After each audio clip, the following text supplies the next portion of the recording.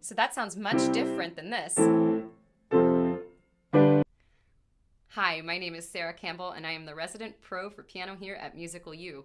In this resource pack, we are going to unpack the concept of timbre on this little guy here. And we're going to talk about 3 different ways that you can create different colors and qualities with a single note on the piano. We're going to talk about dynamics, articulation, and we're going to explore those 3 pedals that are down here on the floor.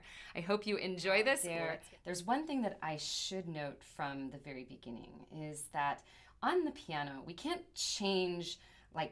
actually change the color of a single note. The note is a note. It depends, however that tuner tunes your piano, that's what that note is going to sound like. What we can do is we can change our perception of the note by doing different things, playing around with the dynamics, articulation, and pedaling, and that's going to create, a different kind of tone color and create this. Now you can actually hear, because they're off of the strings, you can start to hear like a hooty sound.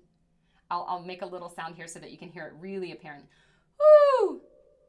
Hear that echoing?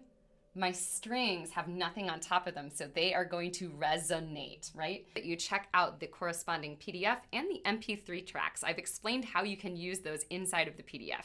I'm excited to see how you can start to employ different things with dynamics and articulations and pedaling to really, up your game at the piano and create a whole different palette of colors that you can explore and play around with your songs. All right, guys, get to work, and I will see you on the forums. Bye.